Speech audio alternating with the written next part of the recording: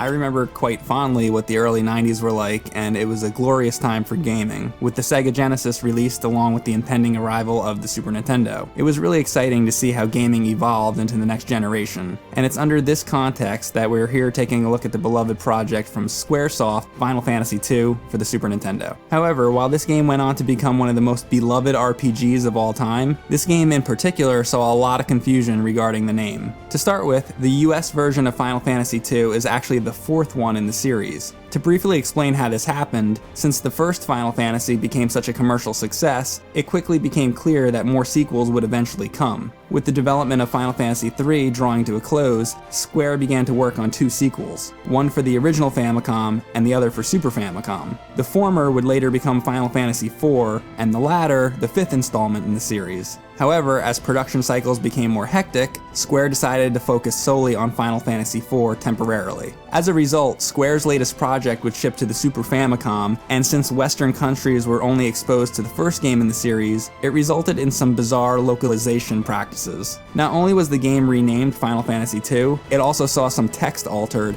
and at points it was borderlining censorship. However, despite all this, the game became a beloved entry within the series. So with all that being said, I'll refer to this game as Final Fantasy IV for the rest of the review. The game features the character known as the Dark Knight Cecil, with the story beginning with him leading the Red Wings, an elite military unit. Coming back from stealing this water crystal from an outside land, Cecil questions his king's motive regarding this theft. The king, interpreting this questioning as disloyalty, strips Cecil of his rank, and as a result, sends him along with his childhood friend known as Cain to deliver a package to a nearby village. So perplexed Cecil would be at odds with himself, attempting to reconcile his loyalty with the king, a man who acted as a father figure, along with his own morals. To this end, his love interest Rosa attempted to reassure his anxieties. However, despite this both, Cecil and Cain delivered the package to the village as promised, only to find out that its purpose was to destroy the village. Confused, Cecil and Cain found the sole survivor from the carnage,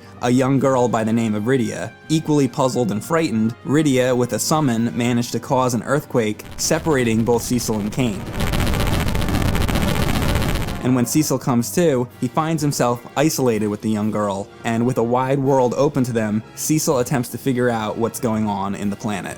It's at this point when the real weight of Final Fantasy IV's gameplay really sinks in. Enter the new battle mechanics, inspired by Formula 1 races. They're more fast-paced this time around. Sporting an active time battle system with real-time commands, it emphasizes a degree of timing. Recognizing character stats and abilities in addition to your opponents is key here. In retrospect, I really do like this approach, since some enemies can only be attacked at certain points.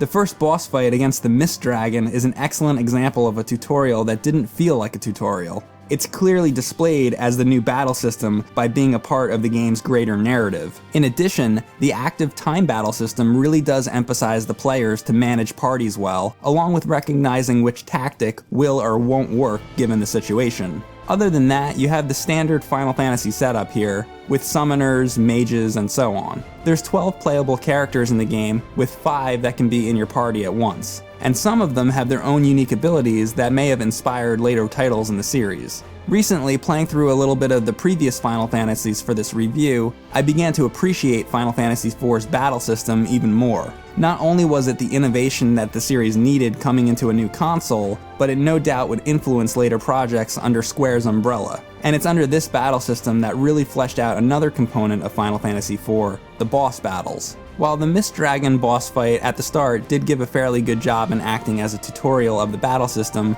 bosses later on do go much more in depth on how to manage your party. One really great example of this is the Barbaricia fight. The boss has the ability to turn into a tornado, and at these moments she can counter all the weapon attacks. In order to effectively combat her, you really need to think of your party composition, of who is more effective to attack, and who should buff the other party members. Come to think of it, she kind of reminds me of the Mist Dragon in some instances. Moving on to other bosses, they generally expand on this concept of tactical approach when it comes to both your party composition and what individual characters should be designated as. Some are more challenging than others, but some will keep you on edge. A great example of this is the Demon Wall boss, and that it'll give you an instant kill if you don't beat it in time. Plus, some bosses can get downright creepy. Enter the Calcabrina boss fight. I remember my first playthrough of this as a teenager, I was immediately put off by all the dolls. But essentially, the key to this fight is making sure you effectively take out each set of dolls. And come to think of it, bosses in general are very diverse in this game. And that's not even considering the optional bosses within this game. And out of all of them, one deserves special recognition, the boss Odin. Not only is this fight challenging, but if you end up defeating him, you can actually obtain Odin as a summon, which is incredibly useful once you play through the rest of the game. And that's what I really like about Final Fantasy IV, it's a very addicting game. Once you get into like the micromanagement of your party, exploring the world and fighting the bosses, you're gonna find it hard to put this game down. However, all this doesn't necessarily mean the game is without its flaws. Random encounters can get overly frequent at points. In many sessions, I quickly found myself jumping into another enemy encounter as soon as taking one step from finishing another. And this issue is only heightened when you play the game wanting to explore around and find new areas. In general, the gameplay and the overall design doesn't stray too far from the concepts that the previous games utilized. Your travels will take you across a world that's not only engaging from a gameplay perspective, but also from its sheer presentation quality. What I mean by that is this: from the start of the game, it really wants you to talk to NPCs to gain information. However, what I really like about this approach is that while I get to learn more info about future events, I'm simultaneously immersed within the game's lore. Certain NPCs tend to react to Cecil in negative ways, for example, due to his past. In terms of graphical design, I think the game looks great. The areas and locations you travel in are diverse and detailed. However, one interesting design choice is that Final Fantasy IV chose to go along with the exclusion of changeable classes. This game, as a result, does not have a changeable class option. Instead, each character is locked within their own category. A bit bold, but I think this meshes well with its own battle system. It enables you to understand each character's strengths and weaknesses as opposed to seeing them as characters to be rewritten. Essentially, what this amounts to is letting the tactical side of Final Fantasy arise. Certain characters are more useful in certain situations. For example, Edward has the Bard Song ability, which can split healing items. This ability is especially handy in tight battles when you don't want to waste too much time with healing. On that note, I would definitely recommend utilizing the character Tellah in this game. Later on, he gets to use Meteor, which is an extremely powerful spell that can make short work on most anything. Although I'm pleased to say that you really don't have to level grind too casually to go through this game. Although that may have had something to do with the localization process, apparently the US version of Final Fantasy IV is easier. Despite this, I still found myself having loads of fun. The enemy art is expertly rendered, albeit static most of the time. However, to bring things into perspective, this game was dropped right when the Super Nintendo was released. Not only was this game's presentation eye-catching for its time, but it still holds up today fairly well. When replaying this game for this review, I was sucked right back in. In fact, I still play it today. Controls are all smooth and easy to understand, and also the menus are fairly easy to navigate. However though, item management can become a bit of a slog, since you can only use one item at a time for each character, which can lead to opening the menu every time you use one item. One of the biggest high points for this game, however, is the music. The score here is just expertly crafted. From the moment you begin the game, you're presented with an airship flying around the world, and the accompanying music that goes along with this scene is essentially iconic. How the score is integrated within the gameplay itself is also quite commendable, for example. In most of the random enemy encounters, you're going to hear the standard battle theme. However, once you reach the last portion of the game, every random encounter uses the boss theme instead. Personally, I really like these touches. Not only does it convey that I'm in for a harder time than usual, but it also lets me know that the developers really wanted to get the most mileage out of their soundtrack. Now, admittedly, this is a very tiny feature within the game, however, it really does add to the overall presentation. And that's why I want to say, Final Fantasy IV is when the series got really cinematic, not just in its production value, but in how it presents itself. The game is story-heavy during a time when gaming was just utilizing that as a means for player immersion. Playing this when I was younger, I can't tell you how much I fanboyed when Cecil transformed from a Dark Knight into a Paladin. And this is where I get to my next point. Final Fantasy IV is a game in which the gameplay is heavily integrated within its story. Characters that end up joining your party have their own tale that at times can get downright depressing, as an example of which Edward, who feels guilty over his dead girlfriend. Heck, the main character Cecil is a very introspective character in hindsight, and considering Cecil's own past as a Dark Knight, townspeople actually remember his history and are skeptical of his motives. As for the other characters, let's just say you may get emotional at times. Final Fantasy IV is essentially Cecil's redemption story. Going back to the gameplay, I really like how the game felt like I was naturally progressing. The lack of level grinds did help this, however I can see where some of the presentation gets a bit disjointed, which applies to the underworld and the moon settings. Since the game portrayed itself to be a fantasy setting, I do see some of the sci-fi segments to be a little off-putting. However, this really doesn't detract too much from the game as a whole. Once again, playing the game from beginning to end, I genuinely had a great time. With that being said, Final Fantasy IV is a rich RPG experience. However, with a little research, I found out that it was a bit of an incomplete one.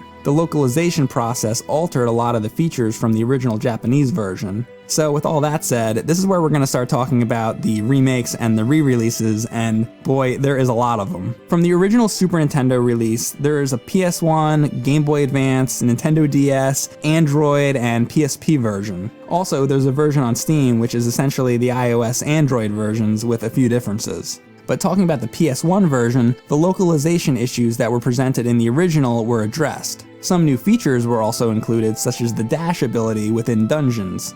Other than that though, this version's fairly identical to the original release. Moving on to the Game Boy Advance version, like the PS1 variant, the localization issues are not present here. But graphically speaking, the game saw a makeover. The pixel art appears much cleaner here. This version also included some new special abilities like switching party members on the go. Additionally, this iteration included new bosses along with locations. Continuing ahead with the DS, iOS, Android, and Steam versions, they all have a very similar graphical presentation. In fact, all three versions had the same overhaul to 3D, along with some new cinematics to go along with it. Where they differ is that the DS version was molded to meet the dual screen demand of the system. Plus, these versions also saw an included augment system which allows the characters to learn new special abilities. The differences between the iOS, Android, and Steam versions are fairly small. The Steam version, for instance, has a slightly improved frame rate. Other than that, these versions include new side quests along with achievements. However, through all the different versions, I would argue that the PSP version is the definitive release. Not only does it use a more cleaned up sprite style, but through Final Fantasy IV, the complete collection